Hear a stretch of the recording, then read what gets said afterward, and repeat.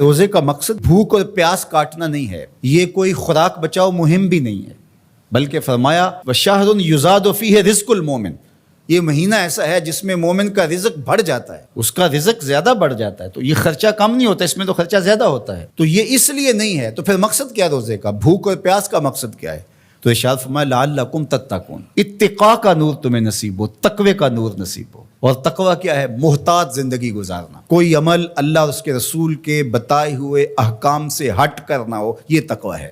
دنیا میں رہتے ہوئے اس طرح زندگی گزاری جائے کہ دامن کہیں داغدار نہ ہونے۔ رہو دنیا میں، ترک دنیا کا نام دین نہیں ہے، یہ بازیر میں رکھے۔ ہمارا دین ترک دنیا کا درس نہیں دیتا، لیکن غرق دنیا سے بھی بچنے کی تلقین کرتا ہے۔ ترک دنیا بھی نہ کرو اور غرق دنیا بھی نہ ہو جاؤ۔ اب اس کو حاصل کیسے کیا جائے؟ اللہ نے قرآن میں کہا کہ میں روزے سے تمہیں تقوی دوں گا، نسخہ ہاتھ میں آ گیا۔ اب سوال یہ ہے کہ روزے سے تقوی کیسے ملتا ہے؟ صحیح حدیث میں ہے، بخاری ہے، اذا جاء رمضان سلسلت الشیاطین، جب ماہ سیام رمضان المبارک آتا ہے تو شیاطین جکڑ دیے جاتے ہیں۔ شیاطین جکڑ دیے گئے، تبھی تو مساجد کے دروازے کھل گئے، تبھی تو نماز کا رجحان پیدا ہوا، صدقہ و خیرات کے لیے لوگوں کے دلوں کے اندر مزید نرمی پیدا ہوئی۔ جو 5 نمازیں بھی نہیں پڑھتے تھے تراویح کے لیے بھی کھڑے نظر آتے ہیں۔ کیوں؟ شیطان بند گیا۔ لیکن کم تولا جا رہا ہے، کم ناپا جا رہا ہے، جھوٹ بولا جا رہا ہے، یہ کیوں؟ نفس موجود ہے۔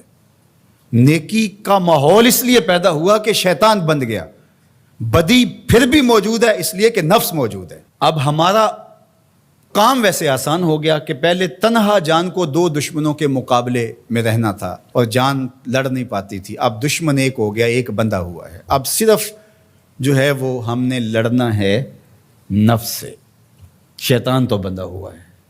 اب نفس سے کیسے لڑیں گے؟ بھوک سے نفس پج مردہ ہوتا ہے، کمزور ہوتا ہے۔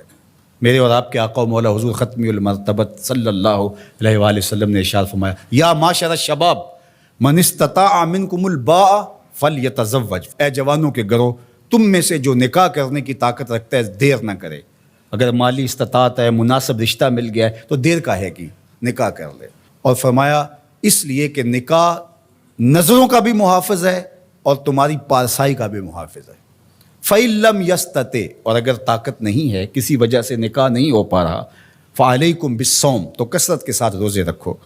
فَإِنَّهُ لَهُ وِجَاء، اس لیے کہ روزے قاطع شہوات ہیں، گناہوں سے بچانے کا بہترین ذریعہ ہے۔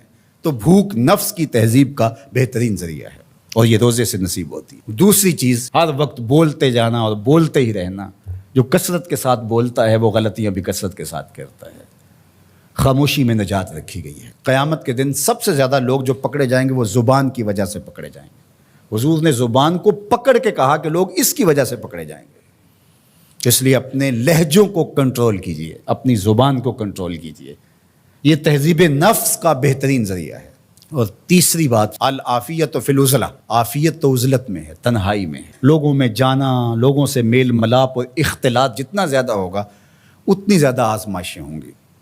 اس لیے جہاں تک ممکن ہو دینی ضرورت کے لیے آپ کو جانا پڑتا ہے، ضرور لوگوں سے ربط رکھیں، لیکن ربط پورا رکھیں، لیکن ربط بھی اچھے لوگوں کے ساتھ رکھیں۔ فرمایا تمہارا کھانا متقی کے علاوہ نہ کھائے کوئی، یعنی جس کی تم دعوت کرو وہ متقی ہو، پرہیزگار ہو۔ اچھے لوگوں کے ساتھ ربط رکھو، نیک لوگوں کی صحبت میں بیٹھو گے نیکی ملے گی، برے لوگوں کی صحبت کے ساتھ بیٹھو گے تو برائی ملے گی۔ تو آئیے میں اور آپ روزے کو اس کے آداب کی رعایت کے ساتھ رکھنے کا عزم کریں۔